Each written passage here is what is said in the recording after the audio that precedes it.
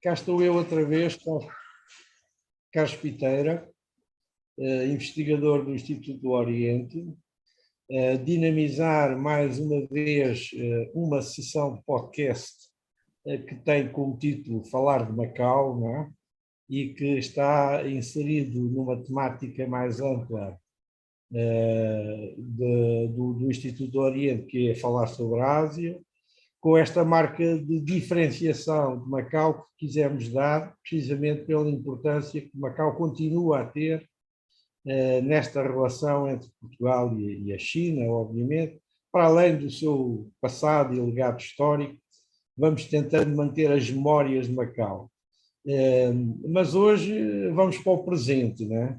E falar de Macau é estar à conversa com pessoas ligadas a Macau. Hoje tenho comigo o Rui Borges, de nickname Ruca. Eu vou tratá-lo por Ruca, porque é aquilo que me é familiar, né? Que faz parte daquilo que eu chamo a tal nova geração, para não lhe chamar jovem, que já não é tão jovem quanto isso, né? Que eu conheci enquanto jovem de Macau, mas a nova geração daquilo que eu apelido dos portugueses de Macau. Há uma diferença entre portugueses em Macau e os portugueses de Macau. Né? E o Ruca representa um pouco esta vertente ainda, portanto, ou pelo menos o seu perfil encaixa-se nesta forma de eu ver esta juventude que permanece em Macau, que tem, obviamente, esta ligação a Portugal, não é? Que são os tais portugueses que continuam a sua vida em Macau. O Ruca tem a sua vida já mais ou menos organizada a nível das chamadas tecnologias digitais. Vamos falar, obviamente, um pouco, né, também da sua vida atual em Macau, mas eu começava por lançar, antes de mais, Ruca, como é que estás? Está tudo bem contigo? Olá, Carlos, tudo bem? Sim, está tudo bem. Cá estamos em Macau, aquele sítio bem conheces. Estás confortável, não é? Portanto, Estou aqui no meu escritório, portanto estou num sítio propício para termos uma boa conversa. Sim, senhor. Portanto, vamos estar aqui à conversa, não é? Durante 30 minutos, sensivelmente, e eu começava por te colocar um bocadinho só para nos situarmos, né? Como é que Macau entrou na tua vida, Ruca? Macau entrou na vida muito cedo. Eu sou filho de pais imigrantes, meus pais sempre imigraram. Primeiro viveram em Moçambique, depois foram para Portugal, onde eu acabei por nascer. Porventura, eu e os meus irmãos nascemos em Portugal, os meus dois irmãos, a Ruth e o Paulo, e depois, pouco tempo depois, viemos para Macau. Isto, portanto, eu chego a Macau com 6 anos para fazer 7 anos, portanto, a entrar na primeira ou na segunda classe. Portanto, para além disso, estás até sensivelmente aos teus 18 anos em Macau. Sim, fiquei um bocadinho mais, que eu aventurei-me, não quis ir imediatamente para a faculdade, e porque acabei depois para também, não foi bem chumbar, eu passei para o regime noturno e tentei fazer o 12º ano em regime noturno porque quis trabalhar, né? Quis saber o que era ganhar a vida, quis saber o que era trabalhar. E não correu bem, claro. Para um jovem de 18 anos que se vê com dinheiro na mão, a escola passa imediatamente para um segundo plano. Mas acabei depois, sim. Vamos situar-nos nessa tua época de entras na escola primária e vais até ao 12º ano em Macau. Ou seja, fazes a tua infância e adolescência A escolaridade toda. em Macau. Conta-me um bocado como é que foi, como é que esta vivência entrou em ti, né? E de que forma é que te marcou, não é? Como é que dizer? É complicado dizer qual a influência que isso tem, que é tão vasta, faz tão parte de mim, provavelmente mais que qualquer sítio em Portugal, porque em termos físicos de vivências eu tenho muito mais anos de Macau que alguma vez em Portugal, desde que nasci, os tempos todos que depois passei aí. Dizendo isto, o princípio foi um bocado esquisito, há que afirmar, porque eu vivia num sítio que era uma pequena aldeia ao pé de Leiria. Então tinha espaço, tinha muitos espaços verdes, pinhais para correr, para brincar, e de um momento para o outro vimos-nos fechados num apartamento que tinha pouco mais de 80 metros quadrados e aquilo tinha que servir para tudo, incluídas essas diversões que nós tínhamos em Portugal. Então, os meus pais rapidamente se aperceberam que ter uma casa arrumada não ia ser possível porque nós montávamos tendas, nós desarrumávamos, nós puxávamos colchões. Porquê? Porque estávamos habituados a ter uma vida muito ativa. E cá em Macau, apesar de se poder ter a vida ativa, nos primeiros tempos é natural que a gente confinasse mais em casa. E então foi isso. A minha mãe chateava-se um bocado porque chegava a casa e estava tudo. Ruca, tu és provavelmente daquelas pessoas onde a questão, vá lá, do choque cultural não deve ter sido assim tão intensa, porque tu vais com pouca vivência de cá e acabas por mergulhar em Macau naturalmente, não é? Sim, eu não tinha. Exato, eu propriamente não tinha uma cultura. Aos 6 anos de idade, nós estamos em plena formação de qualquer aspecto da nossa identidade. Por isso, quando me perguntaste o que é que eu senti da diferença, o que eu te referi foi o espaço, porque realmente era a única coisa que eu sentia que havia uma grande diferença em termos da minha vivência, mas de resto sentia que, pronto, que era uma cidade que tinha que ter mais cuidado de andar na estrada, que não se podia andar como a gente andava na aldeia, que é tão descansadamente, né? Não havia carros, não se passava quase nada, e de um momento para o outro estou ali numa cidade, mas não culturalmente não teve nenhum impacto.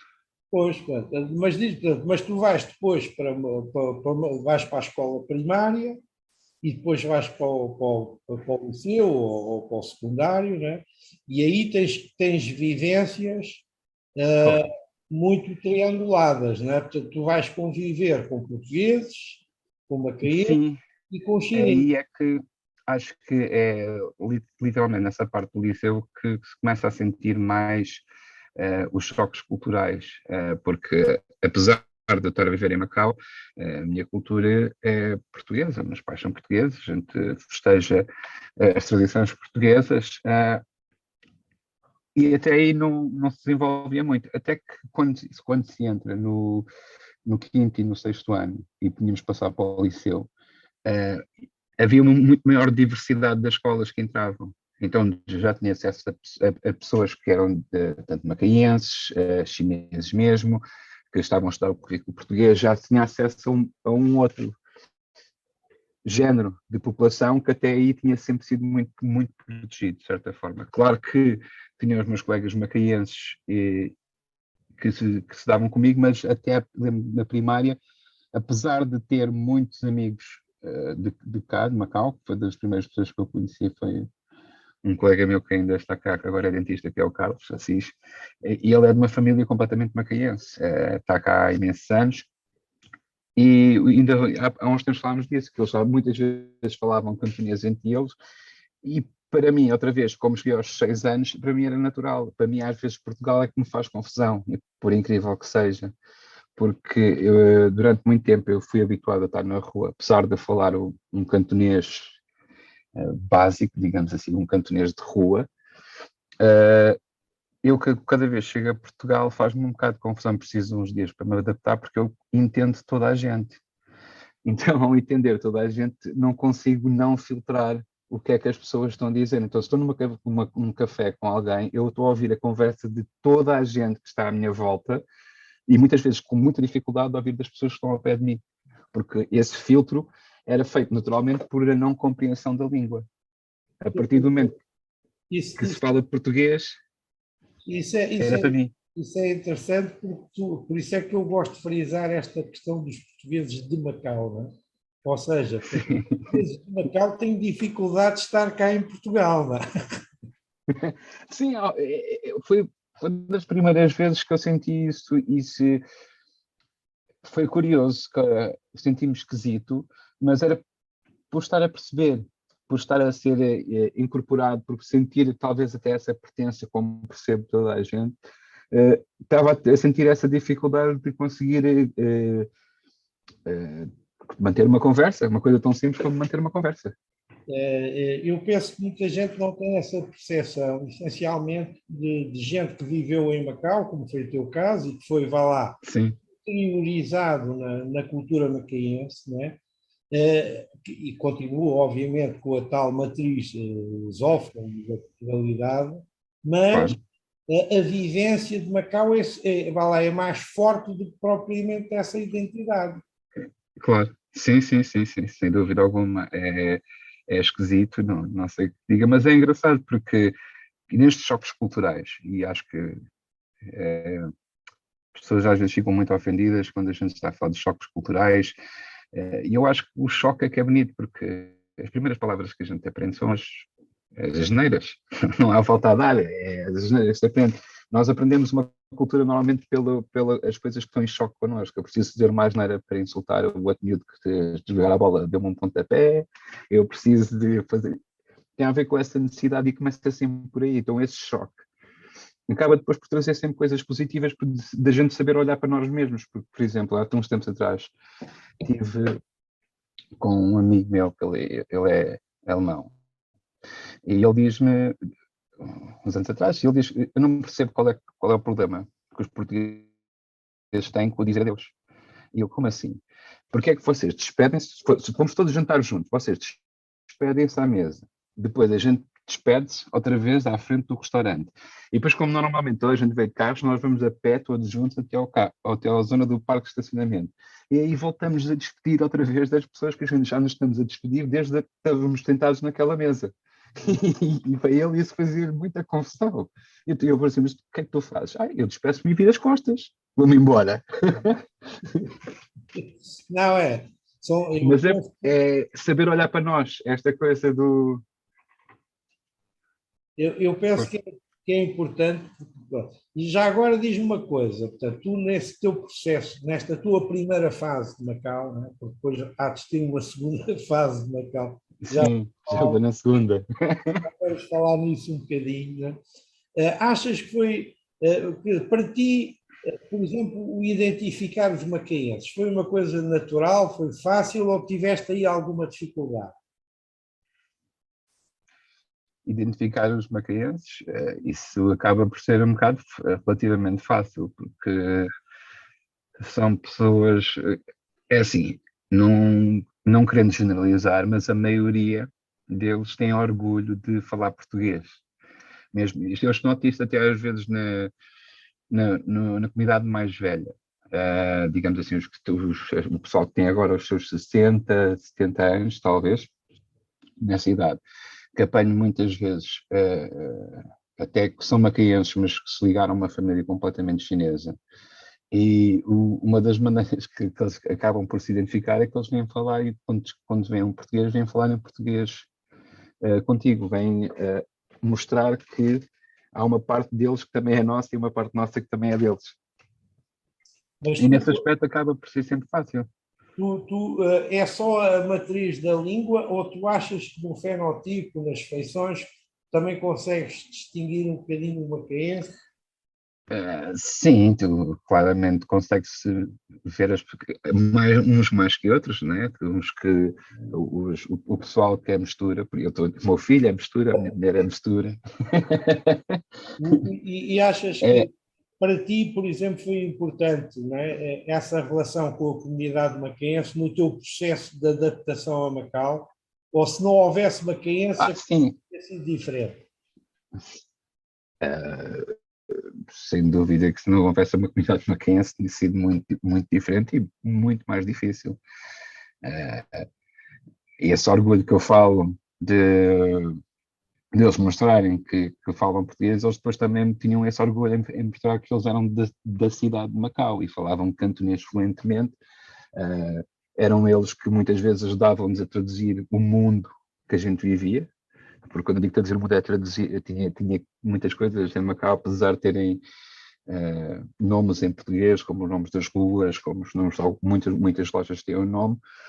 Tudo o resto, como tu sabes, desde a comunicação, tem que ser, de certa forma, traduzida. Ninguém fala inglês aqui em Macau, mas também não falavam português, só falam cantonês. Nem o mandarim. O mandarim é que tem sido uma coisa dos últimos tempos que tem entrado agora, mas há muitos cantoneses e mesmo chineses que só falam cantonês e recusam-se, de certa forma, a falar mandarim. Oh, Ruca, Que isto é Macau, diz alguém. tu achas que houve alguma falha, vá lá, do ponto de vista daquilo que era o processo de integração por parte, vá lá, do governo português, de não ter introduzido, por exemplo, na escola, uma aprendizagem do mandarim ou do cantonês e até da história de Macau, né, dos heróis, dos poetas, dos escritores? Sentiste que houve essa matriz ou isso passou-te um bocadinho ao lado? É, sim e não. E isto é complicado de responder, porque o currículo oficial e que é dado é o currículo português.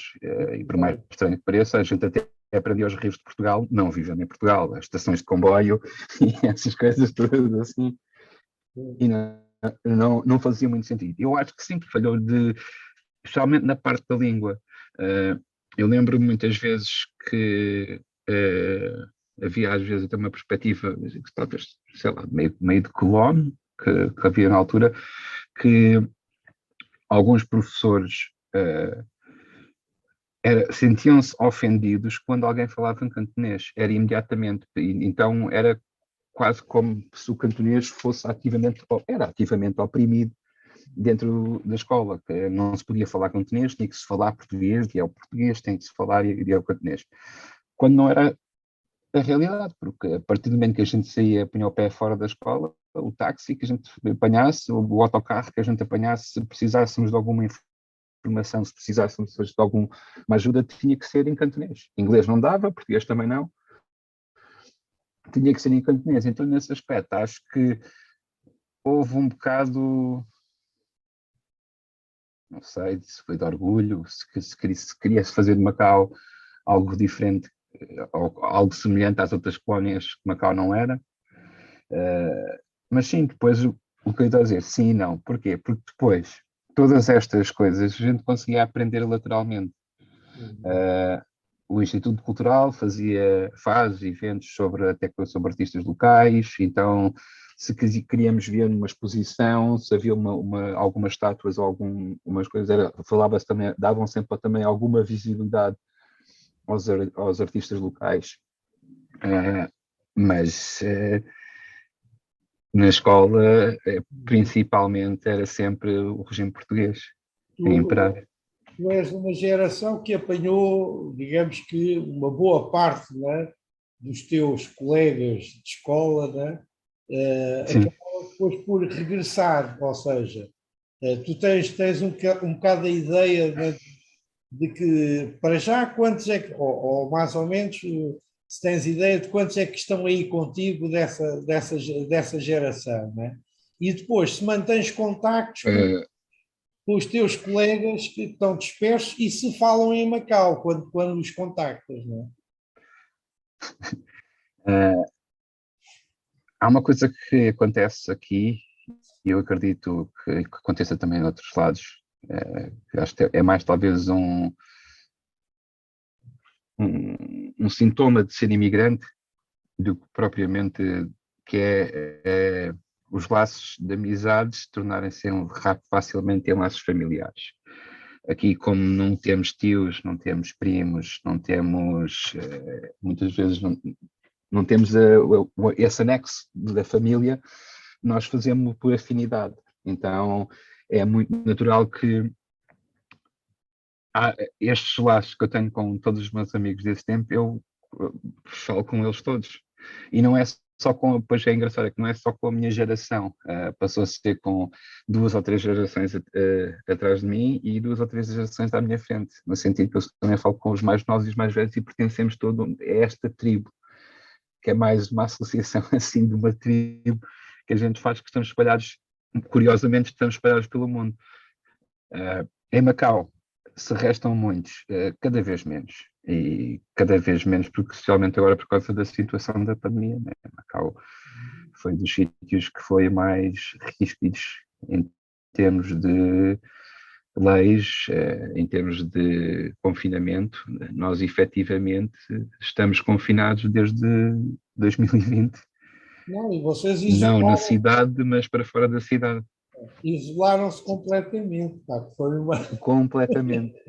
Foi bom ao princípio, mas agora está a ter, estamos, como se diz, pagar pelos pecados, né? Agora estamos a sentir, sem dúvida, a doença mental aumentou muito em Macau.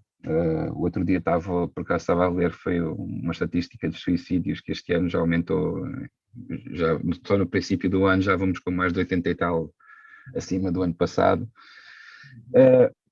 que é esta fadiga, não é? Mas aquelas, as ligações que tu tens, não é? Com o teu grupo, vá lá, o chamado, não é? Grupo Sim, de portugueses de Macau, não é? sim, sim. É uma coisa que continua muito viva convosco, não Sim, não, nós encontramos todos os anos. Eu não tenho participado nestes anos porque estou confinado, não posso sair daqui. Eh, mas sim, por norma, portanto, antes de 2020, a gente todos os anos combinávamos encontrar-nos no verão, por uns dias, se possível algumas semanas, e acabo por ser sempre com eles com quem eu estou quando vou de férias. Bem, agora aqui a tua segunda fase, não é? Entretanto, vais a Macau, vais até Moçambique, pelo menos do que eu conheço, não é? Sim, eu estive em Moçambique, depois estive na África do Sul, África do formei, Sul, e depois vais formei-me. regressar a Macau outra vez numa segunda fase. Em princípio, para ficar, não é? Porque eu sei que já te casaste, tens filhos, um, não é? Sim, É tenho só um filho, sim. pois, um filho em Macau, pronto. E o panorama é agora ficares. O que é que atualmente, como é que é, para já, porque é que tomaste essa decisão, não é? E depois conta-me um bocadinho o que é que fazes agora atualmente em Macau, não é? Tá bem. Na altura, eu tinha-me acabado de formar, eu formei-me na Universidade do Cabo, na África do Sul, e tinha opções de ir viver para Moçambique, onde estavam os meus pais, ir para Portugal ou regressar a Macau. Eu optei inicialmente por ir até Portugal, mas fiquei lá só um ano, nem chegou muito de um ano. Uh, Também fui para Portugal e foi talvez na pior altura, que foi ali por altura de 2008, 2007, 2008, foi Pô, quando estava a começar a bater aquela primeira crise. E estando Portugal assim, eu tendo acabado o curso agora há pouco tempo, sem experiência profissional nenhuma, sem uma avenida a seguir, eu candidatei-me aqui a alguns trabalhos em Macau e entrei na TDM. Acabei por vir trabalhar para a TDM em Macau, onde fiquei lá durante 3, 4 anos. Sim. Depois acabei por montar uma empresa com uns amigos. Trabalhei nessa empresa durante uns tempos e agora estou ligado à USJ, à Universidade de São José, em Macau, onde ajudo a parte da Faculdade de Indústrias Criativas. Eles têm um estúdio, eu faço a gestão dos estúdios deles, têm 2 estúdios, e vou dando umas cadeiras dentro da área de comunicação.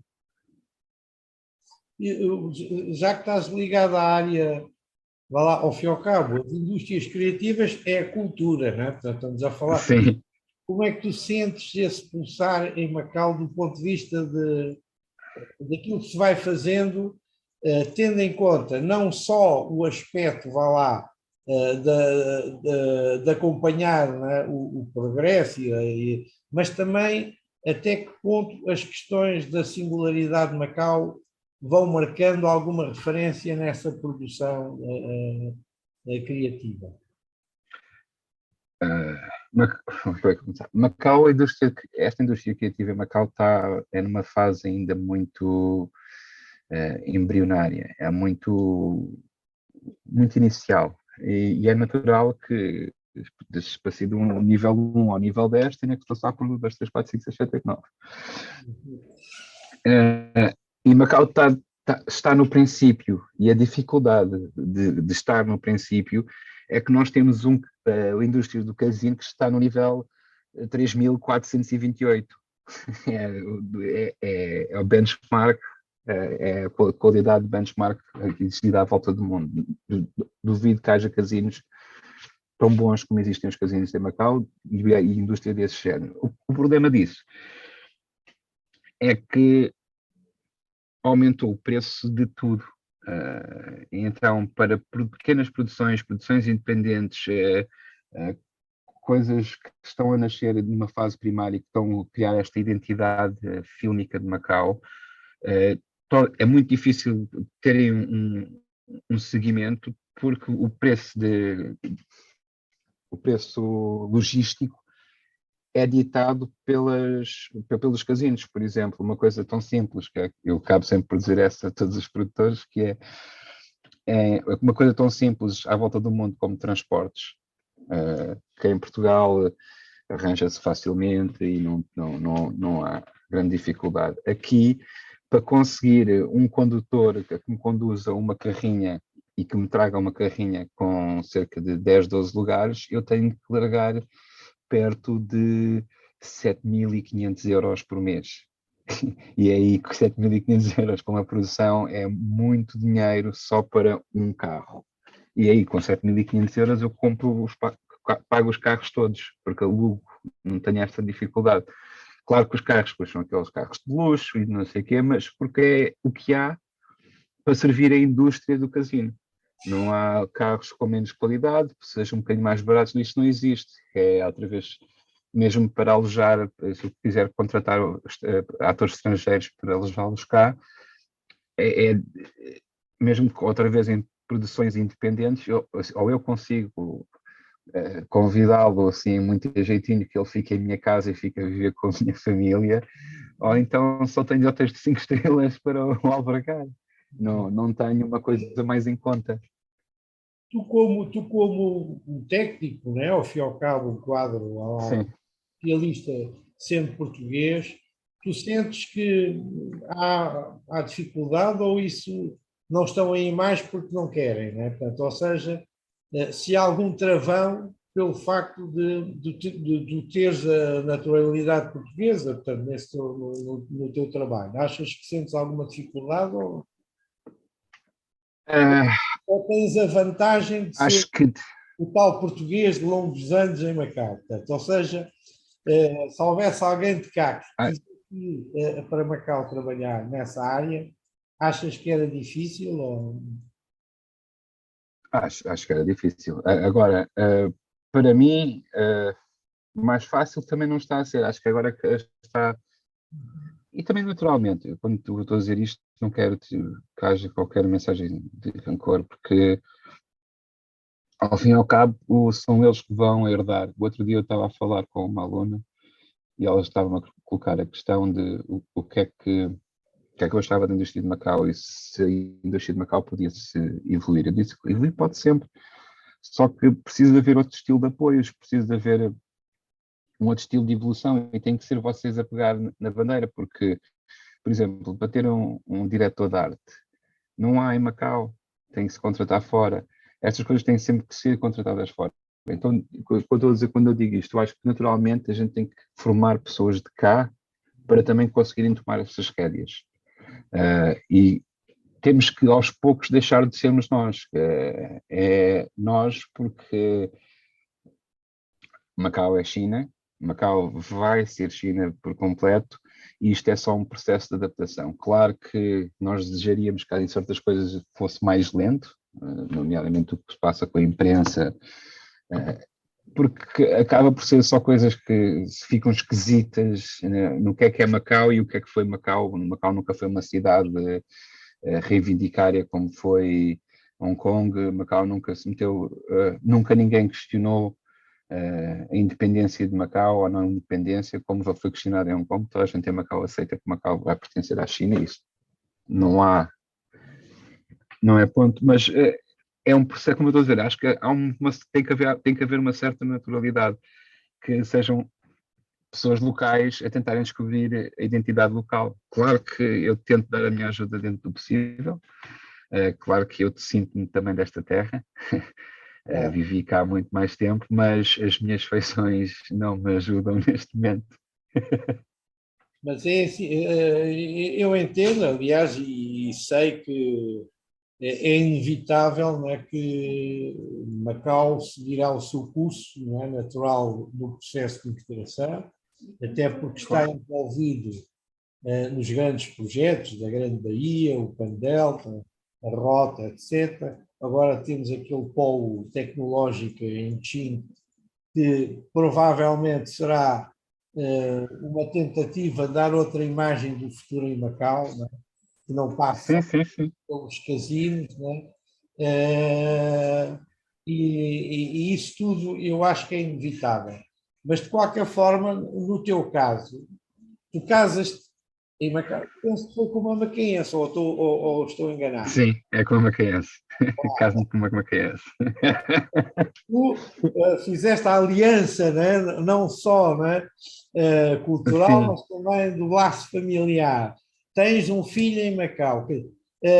O futuro é dele, não é? Do teu filho, ou daqueles da vossa geração. Portanto, o que é que tu vês para o teu filho? Não é? Portanto, achas que ele vai manter um bocadinho esta lógica daquela Macau que nós conhecemos, ou a pouco e pouco ele também vai ser integrado numa situação, né, completamente integrada? Qual é a sensação que tu tens? eu acho que ele vai sofrer o que a maior parte dos maquilheiros vão sofrer na mesma, né? Que é quando houver realmente a separação, eles vão se sentir rasgados, porque tem um lado que é português e tem um lado todo dedicado a esta terra. Acho que essa parte, como é que eu ia dizer? Acho que ele não vai conseguir não gostar de Macau, que a gente já fala de vez em quando de possivelmente no futuro irmos viver para Portugal, dependendo da situação, como continuam as situações aqui em Macau. E ele do outro dia disse uma coisa muito engraçada, que eu e a minha esposa ficámos, não, eu nunca vou abandonar Macau, eu não vou desistir. E mais engraçado que isso é que, muito mais que eu, ele já é muito mais incorporado na cidade que eu, porque agora ele aprende cantonês. Ele já não fala cantonês, mas já começa a ser muito mais influenciado pela língua. Já tem muitos dos costumes que eu não consegui adquirir, porque, como vinha de cultura portuguesa, nomeadamente dentro da gastronomia, os caldos chineses, as perninhas de galinhas com soja, toda esta gastronomia macaense, ele está completamente agarrado, porque foi isto como a comida com que ele cresceu, e isto é cultural. Estas coisas acabam por ser sempre as culturais, e de certeza que nós vamos ter que continuar a fazer e a tentar manter esta ligação, mesmo que a gente tenha que sair de Macau. Mas tu não tens essa perspectiva, ou tens essa perspectiva? Posso dizer que temos pensado, não está nada concreto, não está posto a preto no branco, mas temos pensado somente por causa desta situação, porque apesar de termos alguma família cá, também temos muita família em Portugal, temos esta família Uhum. dos amigos que fizemos, amigos da afinidade da tribo, como eu falei, que estão em Portugal e estão noutros lados do mundo, e que também sentimos que temos a necessidade de estar com eles, de ver também, porque eles também têm famílias, estão com famílias também deles a crescer, e nós também queremos, de certa forma, fazer parte Mas olha, dessa vivência. eh, eu acho que, e o tempo passa, estás a ver, Ruca? Instante, não é? A chegar ao nosso ponto, pá, vá lá de conclusão, mas eu acho que talvez a coisa mais interessante que ficou para mim, né, foi aquilo que o teu filho disse, pá. Independentemente de ficarem aí ou não, ele nunca vai deixar, nunca vai abandonar Macau. Sim, ele diz que ele não vai desistir. Pronto, e deixo esta mensagem no ar, né? Para já, do contributo que vocês têm tido em manter esta tal lógica de Macau como um sítio particular e que os portugueses estão bem, são bem recebidos, enquadram-se, fazem a sua vida, ligam-se com macaenses, ligam-se com chineses. O teu filho fala cantonês, inglês e português Sim. é isso, não é? Fala as três línguas, mas o cantonês é o que ele está, portanto, não é a língua veicular em casa, e ele aprende na escola e depois também aprende de umas explicações que ele é que pediu para ter, que ele diz que até na escola também tem mandarim, o mandarim ele nunca mostrou muita afinidade, porque a língua que se fala em Macau é o cantonês. Não, o que é engraçado, que esse é o perfil do macaense no futuro, não é? Exato. Ao fim e ao cabo foi aquilo que marcou muito, né? O macaense em Macau e fora também, porque nós saímos e continuamos a falar o cantonês com as pessoas que encontramos, que é este trilhão Sim. de português, cantonês e inglês, pronto, e damos-nos muito bem com esta. Mas eu acho que a mensagem mais interessante foi ele dizer que nunca ia abandonar Macau. Eu acho que é uma. Sim, mas a parte da língua, deixa-me só. Nós temos um vizinho aqui que ele é muito curioso e é muito engraçado a vê-los comunicar, porque eles saltam entre as três línguas numa frase. Eles começam em português, passam para inglês e acabam em cantonês. E é assim que eles entendem-se. Eles estão a criar uma forma abstrata de comunicação que envolve todo este grupo Não, de línguas. o que é interessante ele é uma, vá lá, é uma consequência da tua vida, não é? Portanto, ao fim e ao Sim. cabo, não é? E o resultado é um genuíno macaense, que Incrível. é interessante do ponto de vista da herança, não é? Daquilo que Sim, exato. tu acabaste Sim. de fazer um percurso como muitos portugueses fizeram, ou pelo menos alguns. Depois voltas, casas, tens um filho, ele está a ser educado. E ele tem o perfil daquilo que é o macaense, com que idade é que ele tem? 6. 6. Pronto, com 6 anos Sim. é o futuro macaense em Macau, não é? Ou seja, Sim. em termos de resultado, não é, da tua vida, não é? Tu tens aí uma semente, pá, ótimo, porque ele vai crescer, não é? E vai ser sempre aquele macaense, independentemente de Sim. se ligar à China ou não, ou de vocês virem ou não, o resultado é esse, é o macaense do futuro. Vai ser o macaense. Exatamente. Sim, não, completamente. Ruca, Força. epá, foi um gosto imenso estar aqui a partilhar as palavras contigo. Agradeço-te Obrigado. a tua colaboração e a tua forma, né, de também trazeres o teu ponto, a tua intimidade, né, ao fim e ao cabo, Sim. para, para que as pessoas que ouvem este podcast tenham mais uma perspectiva, né, daquilo que é, pronto, que é um português de Macau. Macau. Que eu gosto de frisar isto, porque às vezes as pessoas pensam nos portugueses em Macau como aqueles fluxos migratórios, mas para além disso há um outro quadrante. Sim. Há uma Esse, completamente diferente. eu acho que tu representas isso, aliás, os teus pais já representavam isso, não é? Tu Sim. continuaste a representar e se calhar a geração que vem até vem mais forte, o que é o caso do teu filho, que vem já com o perfil de macaense, não é? Produto Sim, claro. da nova geração. Eu acho que isto é interessante do ponto de vista, vá lá, pelo menos do que fica da conversa, não é? E nós não combinámos nada, não é? Deixámos as coisas fluir, pá, e por isso É fantástico. agradeço-te imenso este bocado que partilhaste comigo e com os ouvintes que vão ouvir esta conversa, né, de falar de Macau. Pois manda cumprimentos quando tiveres aos pais, à Ruth, tá, ao irmão, Está bem. Ao Paulo. ao Paulo, E há E a ter Rebeca? A Rebeca, mas a Rebeca está aí. A Rebeca é para nos apanhar tu. é isso. Olha, e pode ser que um dia nos cruzemos cá ou aí, que eu estou assim que abrirem, Ah, que abrirem as quarentenas, dou aí um pulo, pá, para estar com. pronto, tem que Olha, ser. obrigadíssimo, Luca, tá? Vá. Obrigado, Carlos. Sempre um prazer. Aos ouvintes, iremos ter provavelmente ainda mais outra conversa num futuro podcast, com outra pessoa, com outra perspectiva, e ficamos hoje por aqui.